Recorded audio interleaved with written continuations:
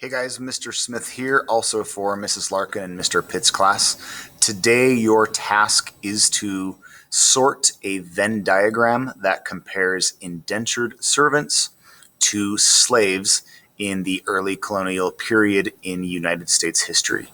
You will need to open and make a copy of this Venn diagram right here, and let's do a quick review on what a Venn diagram exactly is. You see, it's two circles that are intertwined with each other. And so on this circle right here, or this area, we're going to list everything unique to indentured servants. And then for this circle over here, we want to list everything unique to slaves.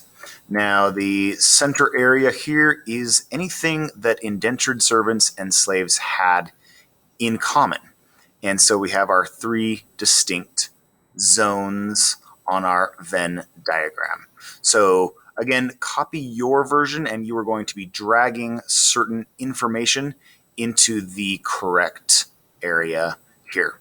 So let's talk about this central area first and what indentured servants and slaves had in common. One interesting thing here is that they generally worked 6 days a week. Work was very hard during this time period, and people didn't even have weekends. They usually were taught to work very hard 6 days a week, and then getting Sunday as a day of rest and prayer attending church. The rest of the time, generally, you were expected to be working, especially if you were an indentured servant or a slave. And even more difficult, the work days were incredibly long. The saying was you had to work dawn till dusk, meaning when there was light in the sky, you were at work. And that's how many hours you worked each day. And so it was a difficult life, very hard. Another interesting thing that they both have in common is that both indentured servants and slaves are working, and the work is benefiting others.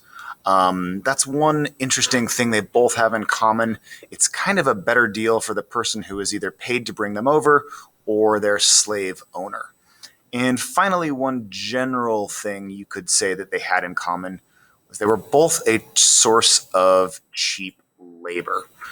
Cheap labor basically means, yes, the slave owners or the employers of the indentured servants, they did have to give them some basic food and shelter and clothing, but what they were getting was inexpensive labor. They were getting much more money in their pockets than the indentured servants were. And of course, the slaves were not getting anything. Okay, let's take a look at indentured servants. Next, we're going to be in this area right here. And again, we're looking for information that was unique to indentured servants. For one thing, indentured servants almost all come from Europe. They're usually lower class Europeans. Maybe they are poor. Maybe they have had failed careers or jobs in Europe and they've come to America because they're out of options. And they agree to become an indentured servant in the new world. And that being said, they choose to come. Yes, it's a hard life, and in many ways they have less freedom, but ultimately they have chosen to come to America and they have agreed to sign into a contract. And they're bound by this contract.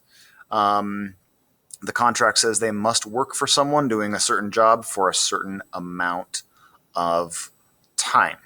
And these were known as indenture contracts. The way the contract worked was that once they signed the contract, their ship's passage was paid for. This is like your ticket to America. You have this journey paid for. It was called a ship's passage, and you get that free trip to America. However, the contract also stipulated that you had to work for someone for a set amount of time. And By the way, there were punishments for indentured servants too. And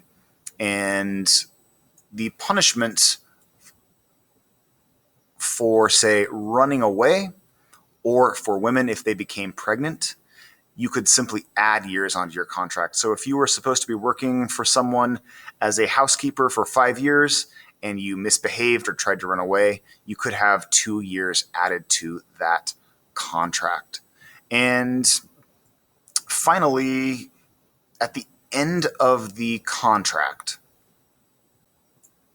and this is an important distinction here that was unique to indentured servants, they were given their freedom to create a new life. And oftentimes they were paid with some land, some supplies, oftentimes a musket or clothing or a cow or corn.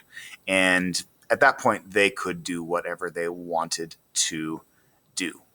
Okay, let's take a look. Again, make sure you have sorted this correctly, but let's finish with slaves.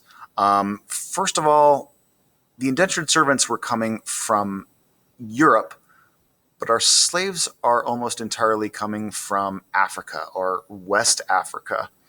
And as many of you guys probably have already talked about in class, they didn't choose to enter into any sort of contract like the indentured servants. They actually were forced to come to America. And instead of having their passage paid for as part of a contract, they endured the dreaded Middle Passage. Remember, that was the part of the triangular trade from Africa to the colonies with human cargo, bringing these slaves to America at that point. And unfortunately, slaves are owned as private property. There was an understanding that indentured servants would gain more freedom as time went on and as they completed their contract. But slaves were purchased as the property to be owned by somebody else for life, and they were seen as property. And unfortunately, the punishments for running away from slavery were very brutal. Sometimes, if a slave ran away, they could have a foot amputated or chopped off, possibly a finger removed as a warning to never try to run away again. Often, slaves endured horrible beatings or torture, such as being trapped in a box for 48 hours. And it was truly terrible, and the consequences were very high for slaves if they dared attempt to run away or disobey their master. And the final thing I'm going to add to the slaves portion of the Venn diagram is that it is true that a few slaves were able to purchase their freedom if they had some way to earn some money, but this was not as common. The vast majority lived their entire lives without the opportunity for freedom. There was no agreement to work for several years and then gain freedom and then choose what they want to do.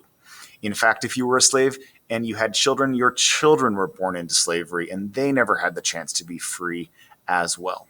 So hopefully you have organized your Venn diagram to look like this in these three sections. We have, again, things unique to indentured servants, some things that both had in common, and things that were unique to slaves. If your teacher is requiring it, this is an important step. You want to click share, and then you want to change here to make sure that anyone at Granite School District, anyone in this group with the link can view this, and you're going to click on copy link. It'll say link copied, and you may submit this in Canvas if your teacher is requiring it to see your work. Well done.